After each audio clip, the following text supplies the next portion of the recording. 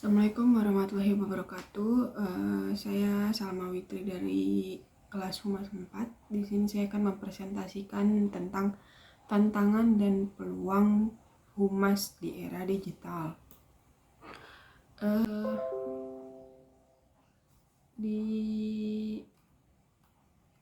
sini saya itu dari kelompok 4 yang terdiri dari Adi Putra, Elki Eldia Putra, Salma Witri Fatimah saya sendiri, dan Salsabila Widayana Putri Edelweiss.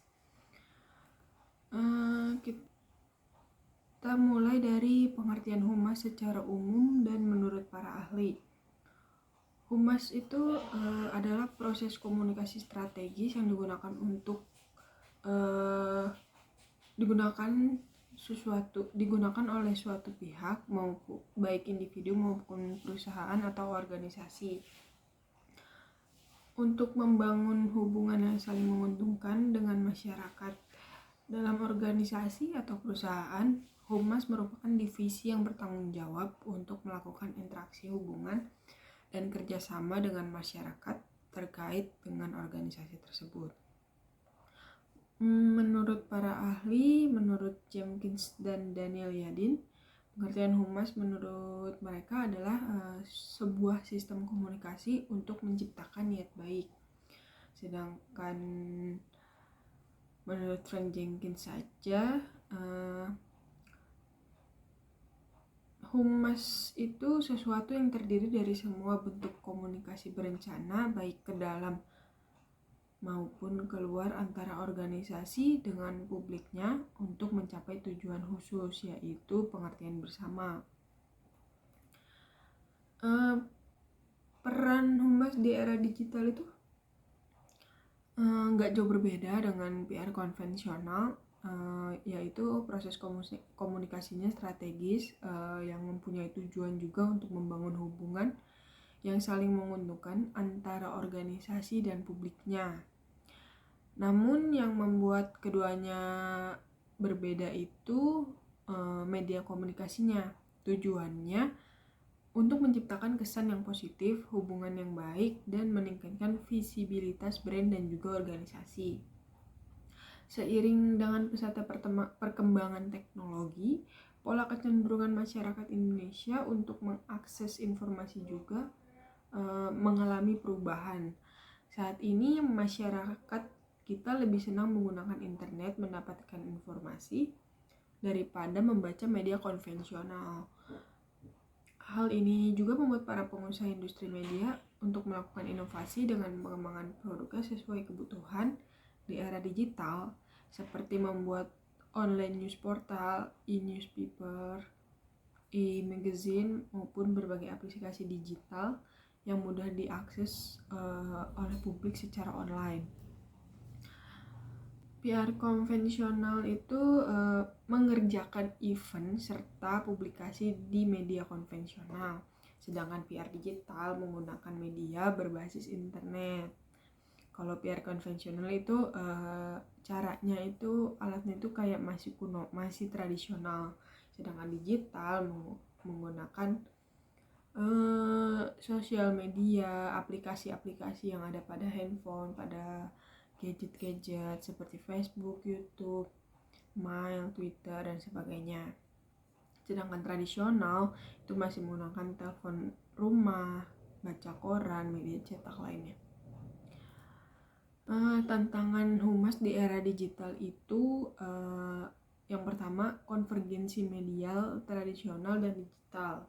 Yang kedua, itu bisa mengubah pola pikir, mengubah pola kerja, dan penguasa media digital itu nggak perlu dimiliki humas untuk saat ini. Bagaimana antisipasi humas untuk kedepannya? Yaitu harus berkompetensi, personalisasi konten, lebih kreatif dan pahami global trend sekarang ini, terus punya integritas dan memperbanyak kolaborasi. Untuk menjadi PR online itu merupakan konsep baru dalam dunia public relation seiring dengan berkembangnya teknologi komunikasi dan informasi yang membentuk masyarakat internet. Ada PR online dan ada PR offline. Kalau PR online itu suatu aktivitas public relation yang dilakukan itu melalui media internet. PR online juga melibatkan kegiatan yang sudah diarahkan untuk mempengaruhi media masyarakat dan penonton yang hanya terdapat pada internet atau saliran online. Kalau PR offline, suatu kegiatan public relation yang umumnya itu dilakukan di dunia nyata atau secara fisik, bertatap muka langsung, berpapasan langsung terhadap publik, sehingga terjalin rasa saling percaya di antara kedua belah pihak dalam sebuah kerjasama. PR offline itu berfokus pada media cetak seperti TV, radio, konferensi, atau peristiwa lainnya dalam kehidupan nyata. Terus kalau PR basic toolsnya itu ada PR online itu ada website, siaran pers online, newsletters online, blog, sosial media. Sedangkan offline itu berfokus pada media cetak, televisi, radio, konferensi pers. Konsep PR digital sendiri itu nggak jauh beda dengan PR konvensional, yaitu proses komunikasinya tuh yang strategis, mempunyai tujuan untuk membangun hubungan yang saling menguntungkan antara organisasi dan publiknya. Namun yang membuat keduanya berbeda adalah media komunikasinya.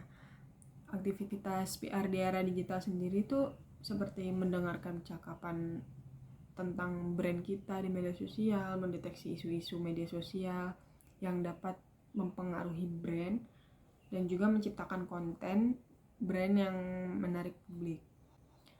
Manfaatnya sendiri mendeteksi potensi isu yang berkaitan dengan brand di internet, merespon isu lebih dini sehingga dapat mencegah krisis dan menyebarluaskan konten secara publik sehingga kesadaran publik meningkat. Ada juga keberhasilan kampanye PR digital. Kesuksesan sebuah kampanye PR digital terukur dan memiliki banyak variabel. Ada beberapa hal yang perlu menjadi perhatian dalam mengukur keberhasilan kampanye PR digital, yaitu ada engagement, yaitu sebuah interaksi audiens dengan konten media sosial brand seperti jumlah klik, jumlah kunjungan, like, share, retweet, dan sebagainya. Ada juga sales, yaitu jumlah transaksi penjualan yang dibukukan lewat perantara media online atau media offline, media sosial dan media online. Ada juga ROI atau Return on Investment, yaitu hasil yang didapatkan dari investasi kampanye digital. Karakteristik pengguna internet di Indonesia sendiri itu sebagai seorang public relation harus mengetahui karakteristik dan gambaran dari halayak yang menjadi sasaran kegiatan komunikasi, merupakan salah satu elemen penting dalam suatu proses perencanaan komunikasi. Dalam dunia digital juga khalayak Indonesia akan menjadi sasaran dari komunikasi, tentunya pengguna internet atau netizen di Indonesia. Karakteristik pengguna internet di Indonesia menganut hasil survei yang dilakukan oleh Asosiasi Penyelenggara Jasa Internet Indonesia atau APJII, sudah bekerja sama dengan Pusat Kajian dan Komunikasi Universitas Indonesia atau Puskakom UI pada tahun 2004. Sudah berhasil menentukan beberapa karakteristik dari pengguna internet di Indonesia, antara lainnya sebagai berikut. Seperti berdasarkan usia, menurut jenis kelamin, kaitan konten, berdasarkan profesi dan perangkat akses. Untuk memikat pengguna internet di Indonesia melalui platform PR online. Audiens Indonesia itu sangatlah unik dan mereka berharap untuk mendapatkan perlakuan dan layanan yang unik pula. Seperti ceruk pasar anak muda yang sangat besar, itu sudah 45% dari total pengguna internet di Indonesia membuat praktisi PR yang menargetkan sasaran kegiatan Komunikasinya pada segmentase anak muda dengan range umur 18 hingga 25 tahun. Sangat efektif untuk melakukan kegiatan komunikasinya melalui platform online. Dan ada juga mengingat mayoritas pengakses internet di Indonesia berlatar belakang sebagai pekerja. Hal ini membuat internet menjadi salah satu platform yang ideal bagi para praktisi PR yang menargetkan sasaran komunikasinya untuk kalangan pekerja, namun juga harus dibarengi dengan pemilihan platform online media sosial yang sesuai dengan target segmentasi mereka. Sosial media, ada juga sosial media. Sosial media itu suatu tools yang wajib digunakan oleh praktisi PR di Indonesia. Pendekatan sosial media yang memungkinkan terjadi feedback secara dua arah antara perusahaan dengan publik dapat menjembatani perusahaan agar lebih terasa dekat dengan stakeholdernya. Selain itu, sosial media juga merupakan elemen gratis yang efektif untuk menginformasikan kegiatan promosi yang sedang berlangsung di perusahaan secara 24 jam. Menilik data bahwa berdasarkan perangkat akses, 85% pengguna internet Indonesia melakukan akses dengan menggunakan mobile phones atau handphone. Maka pertimbangan memiliki mobile site serta mobile application perusahaan sangatlah penting dan semakin memperluas serta memudahkan pasar untuk melakukan akses terhadap perusahaan.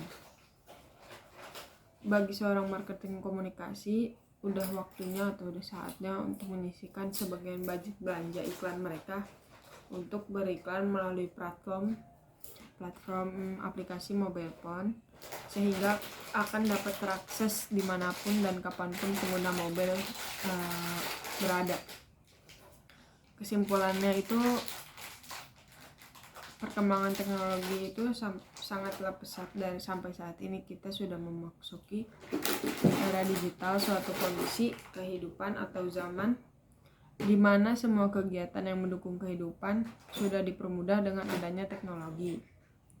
Era digital juga nggak hanya berpengaruh kehidupan sehari-hari, tapi sangat pengaruh dalam komunikasi, khususnya ranah public relation atau PR yang dulunya hanya konvensional, sekarang sudah menambah ke ranah digital. Itu saja presentasi dari saya. Wassalamualaikum warahmatullahi wabarakatuh.